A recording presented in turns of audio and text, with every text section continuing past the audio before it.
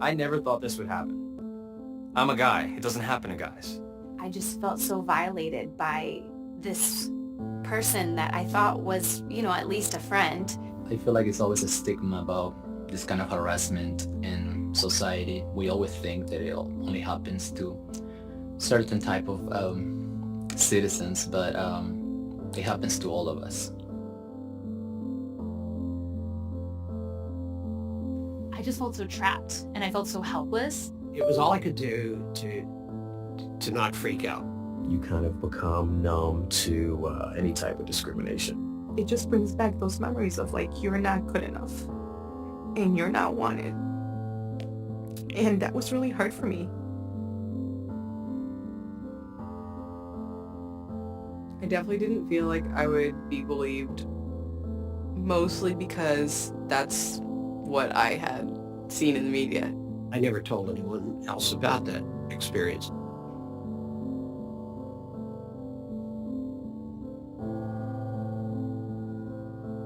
Before I went to work, it was insane dread. I felt that my job was jeopardized, that I felt powerless. I mean, those feelings, I didn't know that people who experience sexual harassment felt. It doesn't matter, how hard you put your head down or try to assimilate into the culture. If the culture is not supportive of you being a woman. There was a time when we all thought we knew what harassment was, that it probably didn't happen very often, and then it would be easy to recognize if we saw it. But the cultural tsunami of the past few years has awakened us all to the fact that harassment is much more insidious and pervasive than many of us ever realized. Harassment can come in many packages. Sometimes it's wrapped in loud, obnoxious, neon orange polka dot paper, but other times it's more subtle or camouflaged, or presented with a pretty bow and a smile. It can be insensitive jokes or offensive pictures, text messages, or social media posts. It can be mocking, threats, or intimidation. Harassment can come from a supervisor, a coworker, or someone outside your company altogether, like a client or a vendor. And the victim does not have to be the person directly harassed. Anyone can be affected by the offensive conduct. But not all impolite or tasteless behavior rises to the level of harassment. So how do you know where that line is? You and your team really did a great job putting this event together. Thanks. Fantastic venue, great food. Well, once the presentations are over, maybe I can finally relax and enjoy some of that for myself. You haven't had any? No. Oh my. I get too nervous. Plus all the running around to make sure everything's running the way it's supposed to. It's like throwing a party. I never eat at my own parties. I'm too busy. I guess, but you should try it. Hey. I was just talking to Paolo, our favorite prospective client. He says things are sounding really good for us, and I think we're going to get that new contract. Oh, that's fantastic. When do they think they'll have their decision? Probably by the end of next week. You got this. I know you do. I hope so. I've been meaning to tell you all evening how much I love that dress. You look fantastic, doesn't she? Yeah, sure. Thanks. All right, well, I should go make sure everything's ready for Scott's big speech. I'll be right back. I still don't get it.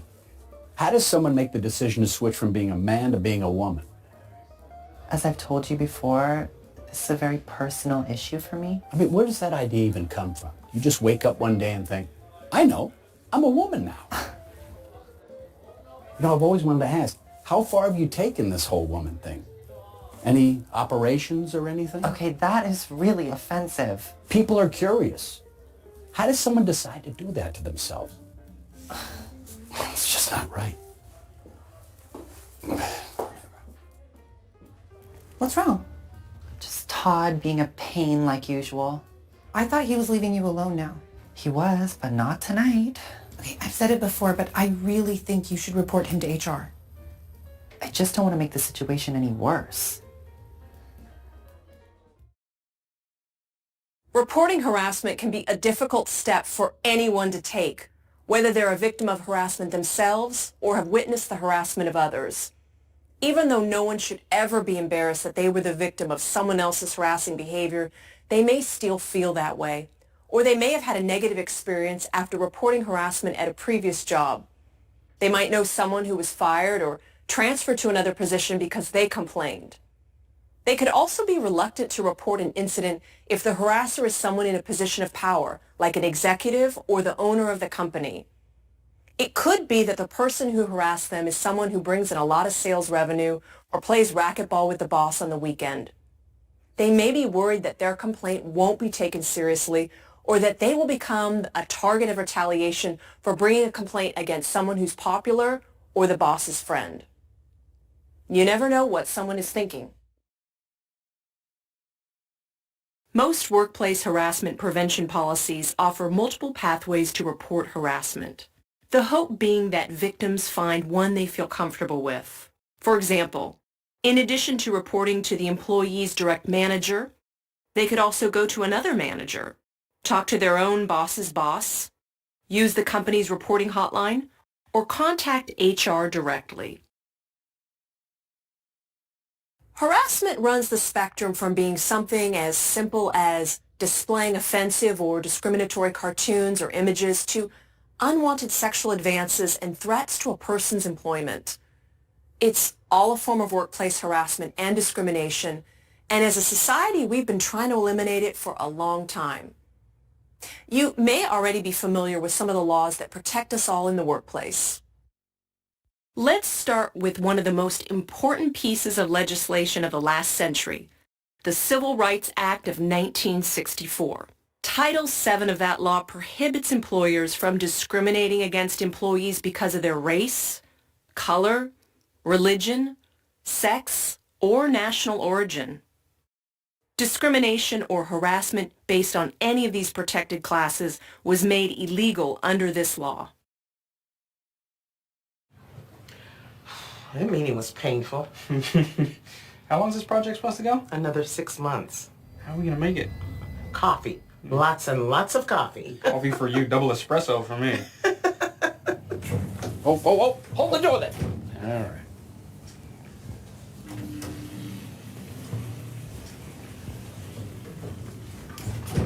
Can you believe what Scott's done now? What are you talking about? Have you seen the new guy he just hired? No.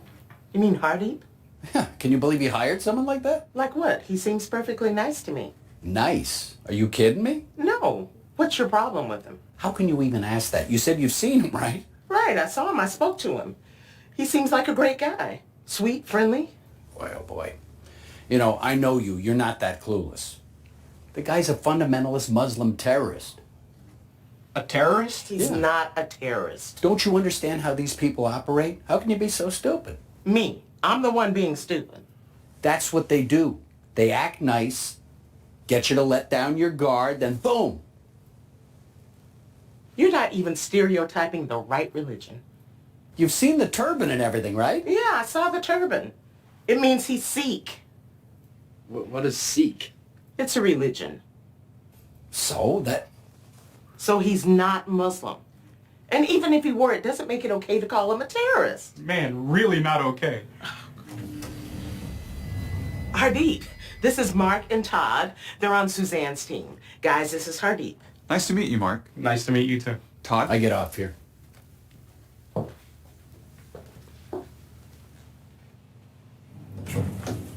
I'm really sorry about Todd. He's not great with new people. He's not so good with people, period. Seen it all before. You should see the look I get on airplanes. Yeah, but that doesn't make it okay for him to act like that. No, it doesn't.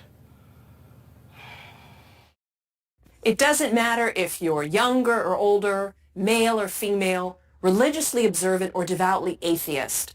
People of all races, religions, nationalities, and backgrounds can be victims of harassment. Because certain people are more likely to suffer discrimination or harassment, they are recognized as protected classes, and specific laws have been enacted to protect them. Under federal law, these protected classes are race, color, national origin or ancestry, citizenship, religion, disability, sex, pregnancy, age if 40 or over, veteran status, and genetic information. The U.S. Supreme Court recently ruled that the class of sex under Title VII includes sexual orientation, gender identity, and transgender status. Harassment or discrimination of employees based on any of these characteristics is prohibited by law. The agency responsible for enforcing federal anti-discrimination and harassment law is the Equal Employment Opportunity Commission, or EEOC. Making the determination of whether workplace conduct could be considered unlawful harassment can be difficult. It's helpful to know the ins and outs of how the law views such conduct. For instance, the EEOC uses a framework that can provide some useful context for determining what is considered harassment under federal law. Here are the questions they ask. Is the behavior unwelcome? The law isn't intended to prohibit all friendly banter or lively conversation at work. But everyone involved, including those who can overhear the conversation, must be okay with it. If anyone finds the conversation unwelcome, well, now we're in a different situation. Keep in mind that employees do not actually have to say that a conversation or other conduct makes them uncomfortable. If they don't solicit or invite the questionable behavior, then according to the EEOC, it could be unwelcome. Next question. Is the behavior related to a protected class or status? Not all unwelcome conduct is harassment. Of course, we strive for all workplace behavior to be professional and respectful. But in order to be considered unlawful harassment, conduct has to be related to a protected status, such as race, religion, or disability. Final question. Is the behavior severe or pervasive? One incident involving severe, unwelcome conduct, such as physical assault, could certainly qualify as unlawful harassment. But in many cases, harassment takes a less obvious path, building and building over time until it creates an intimidating, offensive, or hostile work environment for the victim. If multiple instances of unwelcome behavior ultimately affect the conditions of someone's employment, the behavior can be considered illegal. According to the EEOC, the severity of the behavior or the effect pervasive conduct has on the victim should be evaluated according to the objective viewpoint of a reasonable person. That is, if the behavior would not substantially affect the work environment of a reasonable person, it would not likely be considered unlawful harassment.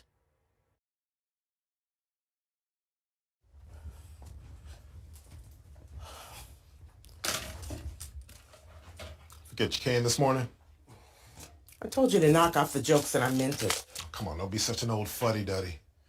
I'm not going to have this conversation with you again. The next one I have will be with HR. It's not really what I want to do, but you're leaving me no choice. This is really not my morning.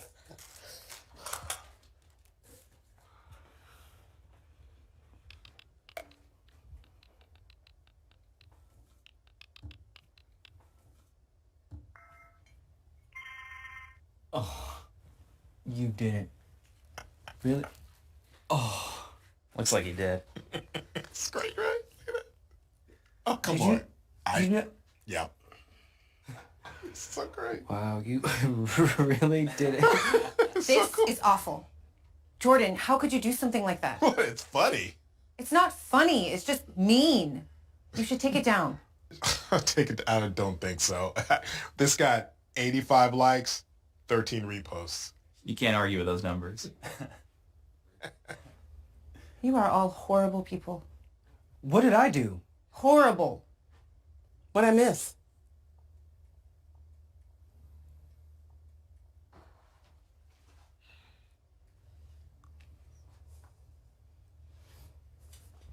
This is a new low, even for you. You were always giving me a hard time. Me? I am not the one making AIDS jokes all the time. I haven't done anything to you. Why don't you stop taking yourself so seriously? Can I borrow this for a few minutes? I'll bring it right back.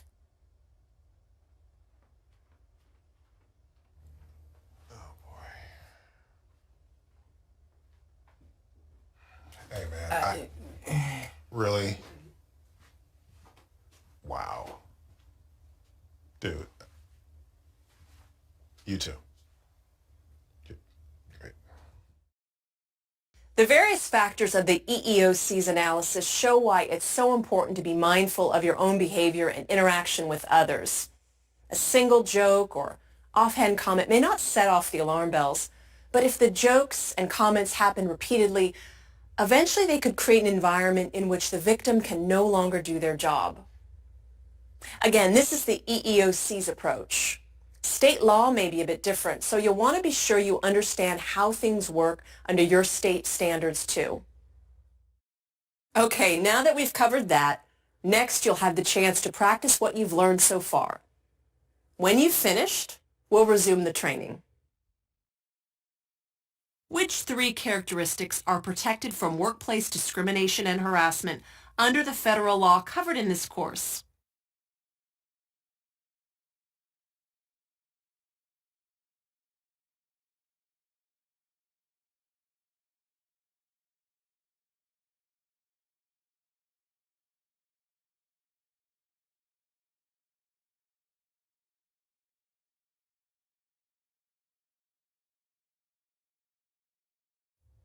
Have you double-checked the delivery dates with the team? They're absolutely 100% on the mark.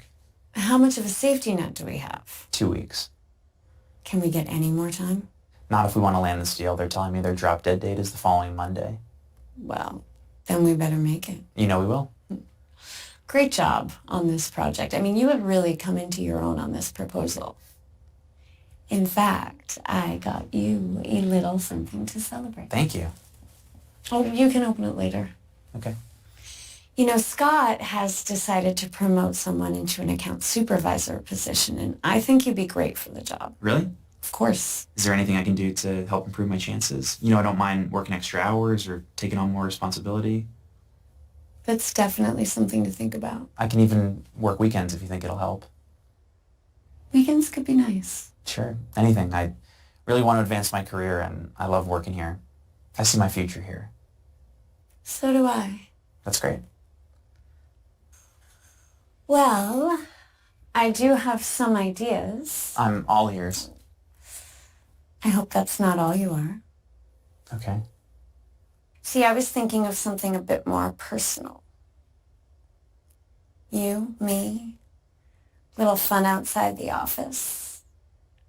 See, Scott really values my opinion, and since this position will be working directly under my supervision, he's pretty much leaving the decision up to me. So you're saying if well... You know exactly what I mean. I didn't think you were such a prude. I'm not. I just wasn't expecting this. Well, what is so surprising? It's a win-win for both of us. So, to be clear, if I agreed to date you, you'll recommend me for the promotion? What is so hard to understand? Okay. You've definitely given me a lot to think about. Okay. Well, don't take too long to make up your mind.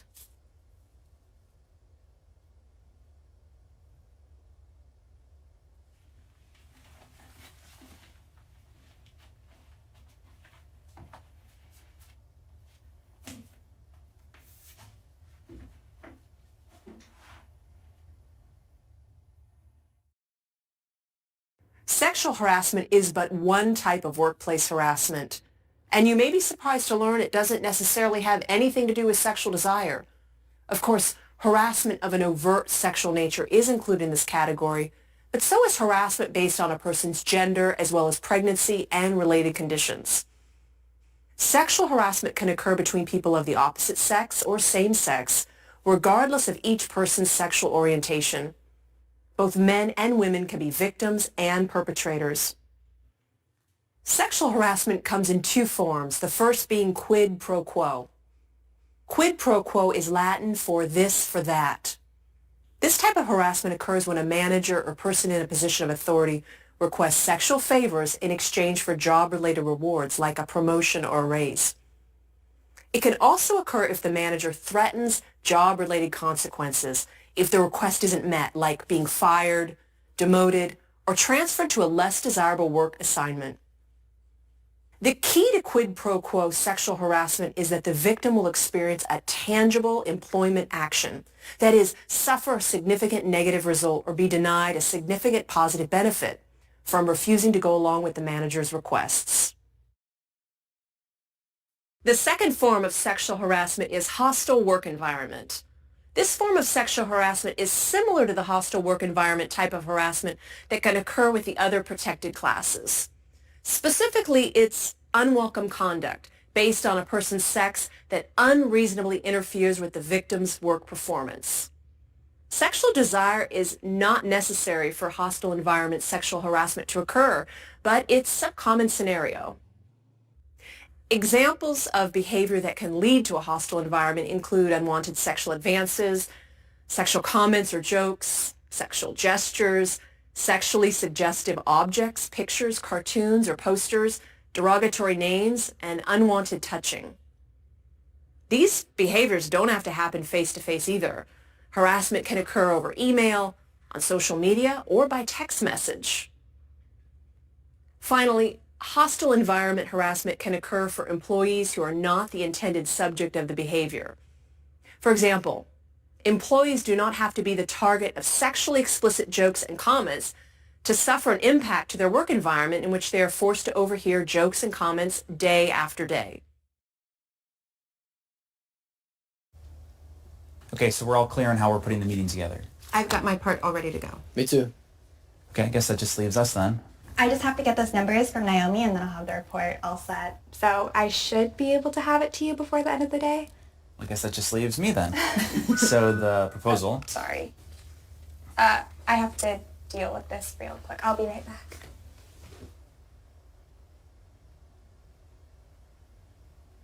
Man, did you see how hot she looks today? Yeah, though to be fair, she always looks hot. She keeps saying no, but it's only a matter of time before she succumbs to my charms. You? Charms? Yes, me, charms. What, you doubt my ability to woo a woman? Woo? What are you, 85? Yes, woo. I have charms, many, many charms with which I woo the ladies. If you say so. Did you ever think that maybe she's just not interested? In this? What woman wouldn't be interested in all of this? Plenty, I'll bet. Nope. With the right motivation, she'll see what I have to offer, and soon she'll be falling at my feet. If you say so. Enough already. Okay, I can't take this anymore. You both have crossed the line too many times. You're talking about Ashley like she's an object, not a person. It's completely inappropriate for the office. Oh, lighten up. We're just having a little fun. If you don't like it, you don't have to listen. Okay, I've had it. You can finish this meeting without me. Jessica, I mean, come on.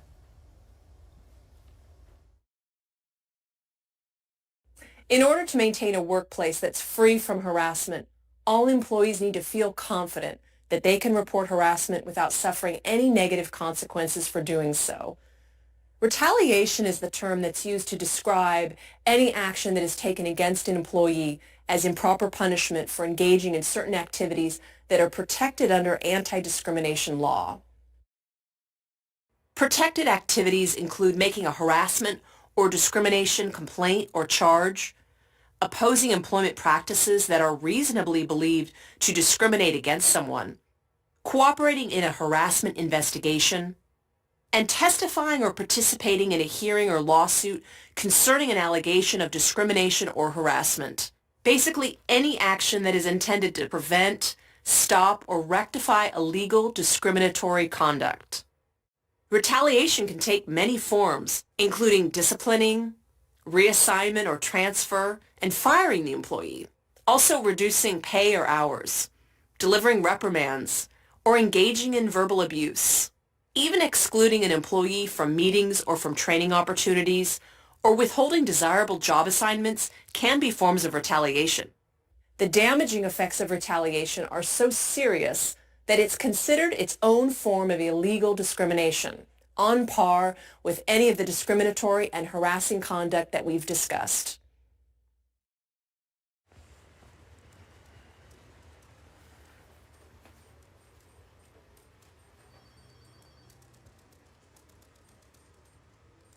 Looks really good. Yeah, it does, doesn't it? It's making me hungry and all I have today is this plain, boring salad. Oh, that's more than I have. Any big plans this weekend? No, nothing special. How about you? Well, that all depends on your answer. Zach, don't. Oh, come on. You act like you're not into me, but we both know better. We can go to dinner. I know a great spot right on the water. I really need to get this ready for the meeting. Okay. Oh. Are you serious? Don't you want this? Zach. One of the most important ways that members of a community, be it a social or work environment, reinforce the standards of conduct expected of other members is by calling out those who violate the norms of the community.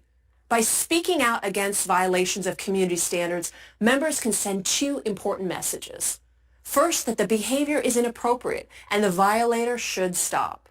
And second, that the community stands behind the victim. In this way, speaking up can have a very powerful effect in harassment situations. Not only does the harasser get called out for their inappropriate behavior, but the victim hears that they don't have to tolerate the offensive conduct. Put yourself in the bystander's shoes for a moment. What would it feel like to see one of your colleagues being mistreated by another? What could you do? Let's talk about the ways that you, as a bystander, can intervene. First is the direct approach, where you say something brief and to the point like, "Hey, that's offensive. Leave them alone. That's not an appropriate thing to say at the office," or anything else that makes the point that the harasser's conduct is out of line. You should take this approach only if you feel confident that you and the victim are both physically safe and that saying something won't cause a situation to escalate into something more serious. This is the riskiest option, but it's usually very effective. Let's see what happens with the direct approach. Hey, leave her alone. What? I said leave her alone. Let her work. You shouldn't be doing that. No biggie. We're just playing around. I'll talk to you later.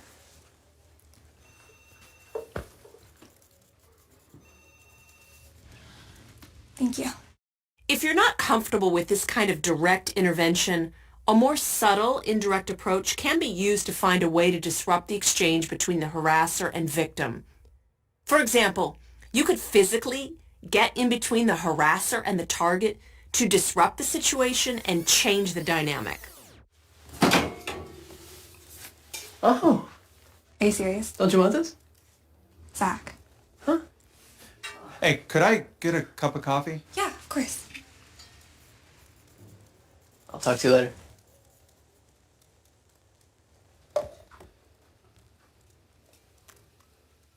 Or you could attempt to engage the harasser or the victim in small talk about the weather or a work-related matter, diffusing the immediate tension and interrupting the exchange.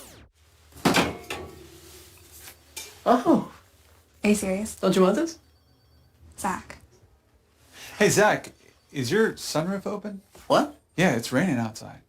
Oh, man. I should go check. Thanks. Or you could cause a small commotion nearby, perhaps by spilling a beverage or knocking over a trash can to distract the harasser. Oh. Are you serious? Don't you want this? Zach. Oh no, what a mess. No, yeah, let me help you.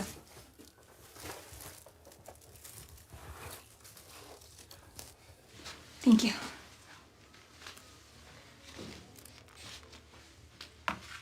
Another option, and this is the one you should take if you fear for anyone's physical safety, is to seek help immediately from someone outside the situation, perhaps your manager, a security officer, or some other person of authority who is nearby and can respond quickly. If no such person is available or if physical harm is imminent, you should go to a safe place and call 911. After your intervention, speak to the victim and assist them however you can. You should also offer to help them file a report about the incident if they wish to do so. While never easy or pleasant, intervening in a harassment situation can prevent a bad situation from becoming much worse.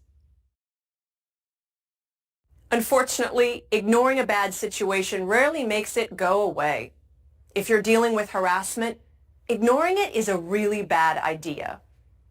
If you feel you're being harassed in any way, you could try talking to the harasser. Let them know that their conduct is not welcome and ask them to stop. If you're not comfortable doing that for any reason, or if you've tried it and it hasn't worked, the best thing to do is report it. You could talk to your direct manager. If you don't feel comfortable talking to that person, you can speak to a different manager, to a company executive, or someone in HR.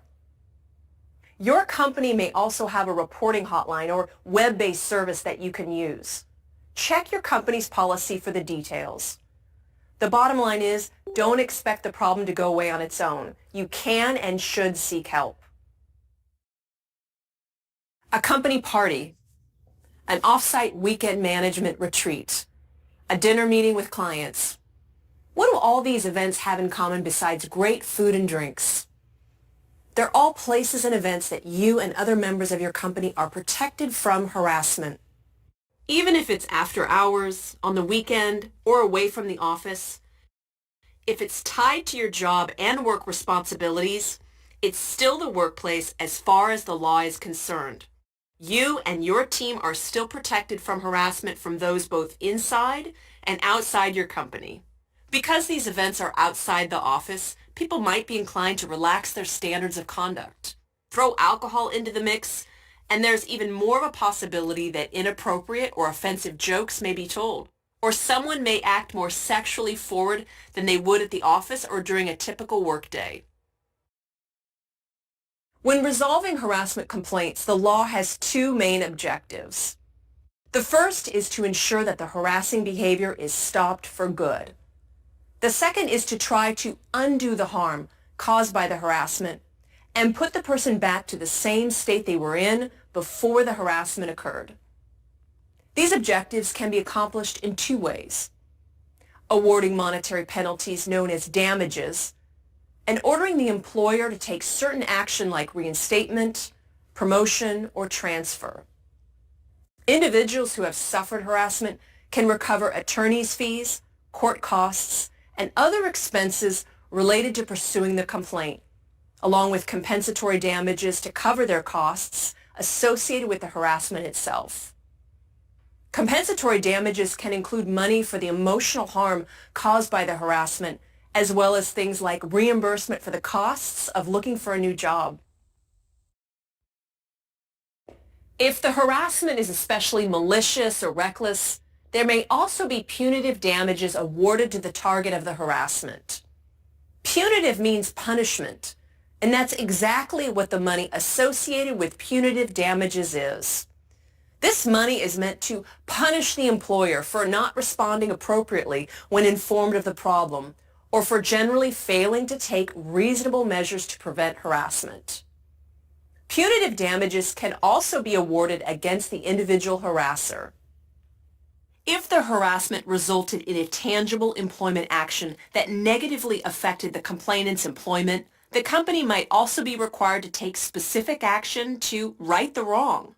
For instance, if the complainant did not receive a promotion because of, say, the retaliatory actions of a manager, the employer may be ordered to promote the employee into the job and retroactively pay the salary and benefits they should have received. Employers who are found to have failed to take reasonable precautions against harassment can also be ordered to take corrective action. Yes, workplace harassment is illegal. And that fact means that engaging in it or allowing it to happen can mean big trouble for everyone involved. But even outside the letter of the law, harassment is also unethical and unprofessional. It doesn't reflect the values that you would want associated with your company. Values like respect and dignity for everyone, no matter what position they hold within your organization. Cultivating a respectful workplace that is free of harassment has many benefits beyond decreasing the likelihood of a harassment complaint or lawsuit. A positive work culture that promotes civility, respect, and professionalism inspires cooperation and collaboration within your organization, leading to higher productivity and improved business performance. Let's take a short break for some practice questions. After you've finished, we'll pick up here.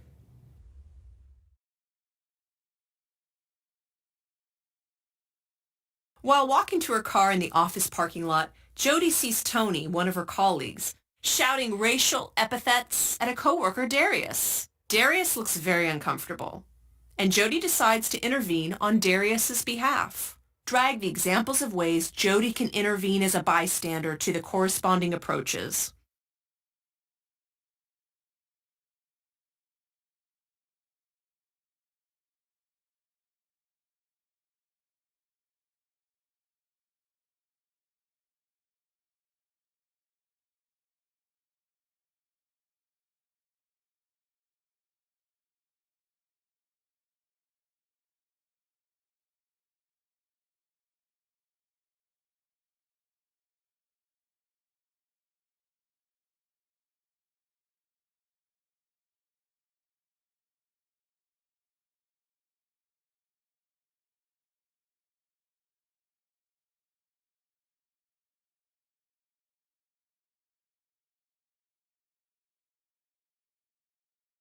The first step of handling any workplace harassment is always to confront your harasser directly. Is this a true statement?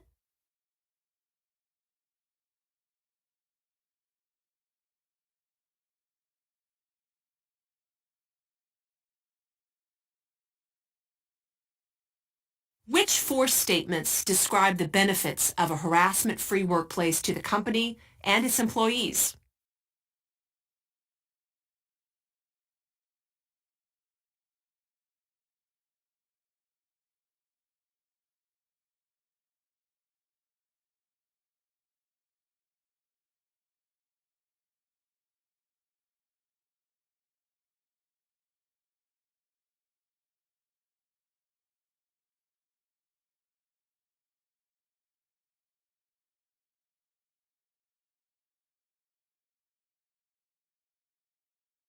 Let's be clear.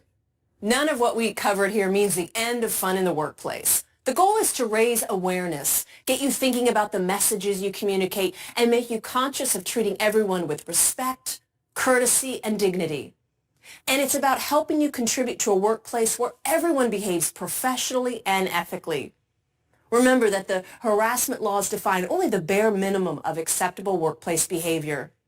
An essential tool in achieving higher standards of behavior is your company's anti-harassment policy, which will set out the standards of conduct expected of all employees. It's important for you to know your company's policy, become familiar with it, and use it as your guide. And don't forget that HR is always there to help you if you have any questions or need guidance.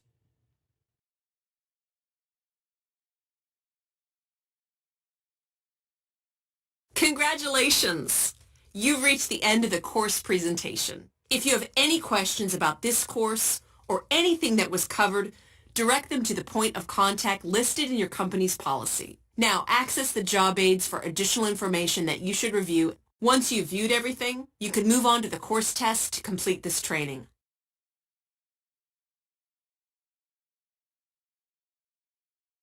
A coworker has repeatedly made suggestive comments and sexually oriented jokes to Sonia. She has told her coworkers to stop the comments and jokes on 2 separate occasions. Which is the best option for Sonia's next step?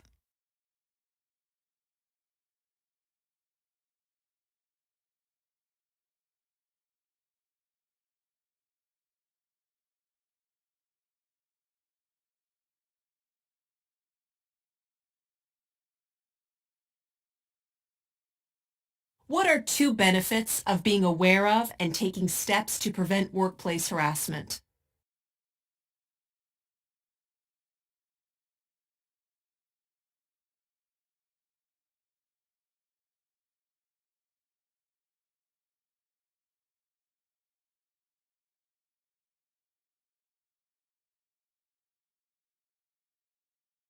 What are 4 protected classes under Title VII's discrimination and harassment provisions?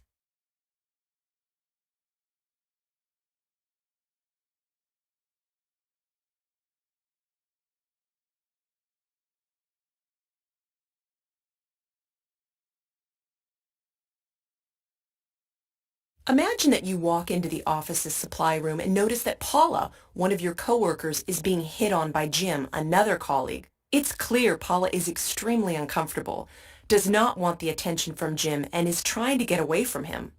You decide to take action. Which 3 approaches would be acceptable ways to intervene?